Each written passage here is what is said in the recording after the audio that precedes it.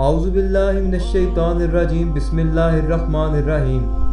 ناظرین، دا سیکرٹس میں خوش آمدید۔ جیسا کہ آپ جانتے ہیں کہ خدا کی ذات تمام چیزوں کو تخلیق کرنے والی ہے، اسے ماضی کے اور مستقبل کے تمام حالات کا پتہ ہے۔ ناظرین، تفسیر ابن کثیر نامی ایک کتاب میں بائبل اور قرآن سے اخذ کردہ ایک واقعہ موجود ہے۔ یہ واقعہ دو فرشتوں کے بارے میں ہے۔ وہ واقعہ کچھ اس طرح ہے کہ ایک مرتبہ خدا کی ذات نے عرش کی دنیا اور اس دنیا کے درمیان کے تمام پردے ہٹا دیے اور تمام فرشتوں نے دنیا میں ہونے والے حالات پر نظر ڈالی، جس کے بعد تمام فرشتوں نے خدا کی ذات سے گلہ کیا کہ باری تعالیٰ، انسان نے تو دنیا میں فساد برپا کیا ہوا ہے۔ اے کاش تو نے دنیا میں انسان کو نائب بنانے کی جگہ ہمیں اپنا نائب مقرر کیا ہوتا، تو ہم تجھے اپنی عبادت کے ذریعے خوش کر دیتے۔ خدا کی ذات کیونکہ تمام جہانوں کی مالک تھی اور تمام راز جاننے والی تھی، اس نے فرشتوں کو کہا کہ اگر تمہیں بھی نفس کی آواز دے دوں تو تم بھی ان کے جیسے ہو جاؤ گے، جس پر فرشتوں نے کہا کہ ہم ہرگز ایسے نہ ہوں گے۔ باری تعالیٰ کی ذات نے پھر فرشتوں سے کہا کہ اپنے اندر سے بہترین فرشتے چن لو جن کو اس دنیا میں بھیجا جائے۔ چنانچہ فرشتوں نے اپنے اندر سے 3 فرشتے چن لیے، لیکن ان میں سے بھی ایک عین وقت پر پیچھے ہٹ گیا۔ وہ جانتا تھا کہ خدا کی ذات بہترین ہے اور وہ کچھ بھی بغیر مقصد کے نہیں کرتی۔ ناظرین، چنانچہ 2 فرشتے جن کا نام ہاروت اور ماروت تھا، ان کو دنیا میں اتارا گیا۔ ناظرین، ان فرشتوں کو بابل کے شہر میں اتارا گیا، جو کہ تہذیب کی ارتقاء تھا اور علم سحر و فلکیات کے ماہر لوگ اس شہر میں پائے جاتے تھے۔ ناظرین، یہ فرشتے یہاں پر قاضی بن گئے اور لوگوں کے فیصلے کرنے لگے۔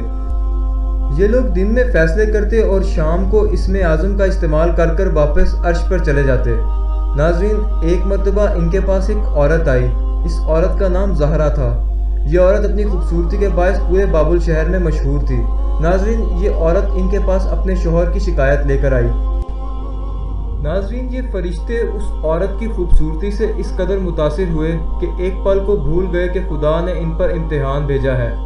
ناظرین، ان فرشتوں نے اس عورت کو گناہ کی دعوت دی، جس پر اس عورت نے انکار کیا اور چلی گئی۔ اور جب دوسرے دن دوبارہ یہ عورت اپنے شوہر کی شکایت لے کر آئی تو فرشتوں نے دوبارہ اپنی خواہش کا اظہار کیا، جس پر یہ عورت دوبارہ برہم ہو کر چلی گئی۔ تیسرے دن جب یہ عورت آئی اور فرشتوں نے اپنی خواہش کا اظہار کیا تو اس عورت نے چند شرائط رکھیں۔ ناظرین، وہ شرائط کچھ اس طرح تھیں کہ یا تو وہ اس کے شوہر کو قتل کر دیں، یا وہ اس کے ساتھ شراب پی لیں، یا بت کو سجدہ کر دیں، اور یا اسے اسم اعظم بتا دیں۔ ناظرین، فرشتے یہ سن کر ڈر گئے کہ قتل تو بہت بڑا گناہ ہے اور شراب سب سے چھوٹا گناہ ہے، تو چنانچہ انہوں نے شراب پی لی۔ اور ناظرین، پھر شراب کے نشے میں انہوں نے بت کو سجدہ بھی کیا، اسم اعظم بھی بتا دیا، گناہ کا مرتکب بھی ہو گئے اور اس کے شوہر کو بھی قتل کر دیا۔ جس کے بعد یہ عورت اسم اعظم کا استعمال کر کر عرش کی طرف جانے لگی۔ ناظرین، اس عورت کو رستے میں ہی روک لیا گیا اور زہرا نامی ایک ستارے پہ قید کر دیا گیا، جس کے باعث ایک ستارہ جس کا نام وینس ہے یا زہرا، وہ بھی موجود ہے۔ ناظرین، ان فرشتوں کے پروں کو کاٹ دیا گیا اور ان کو بابل کے ہی ایک کنویں میں الٹا لٹکا دیا گیا۔ یہ لوگ قیامت تک وہیں لٹکے رہیں گے۔ اور ناظرین، قرآن میں بھی متعدد بار اس بات کی طرف اشارہ ہے کہ بعد میں بابل کے لوگوں کو جادو بھی انہوں نے ہی سکھایا۔ ان فرشتوں کا انجام ہم سب کے لیے عبرت کی نشانی ہے۔ انسان کو یاد رکھنا چاہیے کہ یہ دنیا محض امتحان ہے۔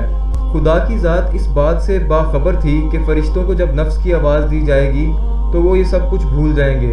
وہ بھول جائیں گے کہ خدا نے ان کو اس دنیا میں کس مقصد کے لیے بھیجا تھا۔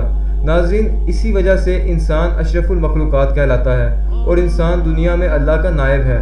ناظرین، اللہ ہم سب کو قرآن و حدیث پر عمل کرنے کی توفیق عطا فرمائے۔ السلام علیکم ورحمۃ اللہ وبرکاتہ۔